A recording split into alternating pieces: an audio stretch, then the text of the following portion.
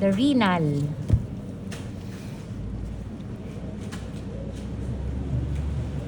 Basta ititrace nyo lang muna ang kanyang source, which is the abdominal aorta. O, ayun. So, this is the renal artery. Pa-check po yung Okay. hindi po to. Renal artery. Yan, sabi natin kanina, it gives branch to the adrenolumbar. Oo. Ayun yun. Na? Yung portion na yun, going to the adrenal gland and then to the dorsal body wall. Oh, yun.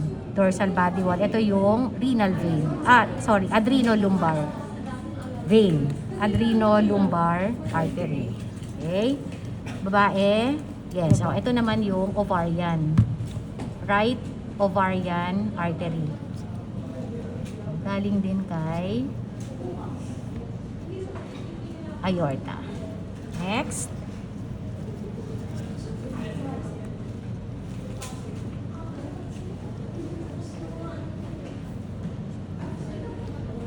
Nalilito ako if ureter ba yung nakikita. Oh, ito yung ureter.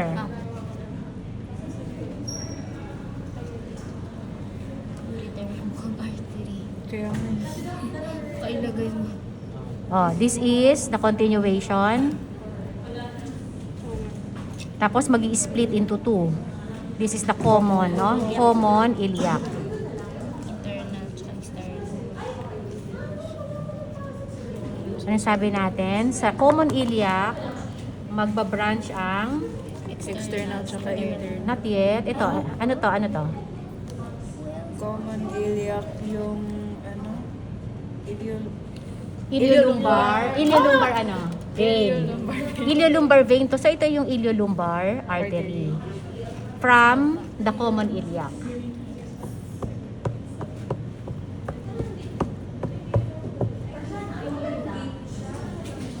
So sa towards this portion, yung abdominal aorta is ventral to the post cava.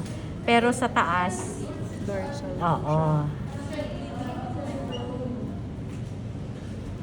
Okay, ganon. So, sundan natin.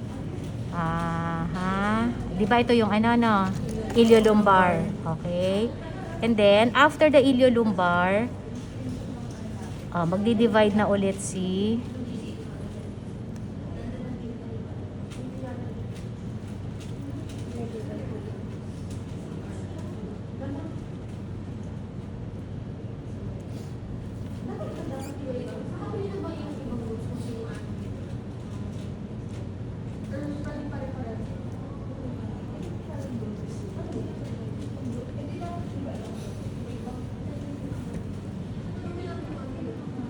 where's the urinary bladder?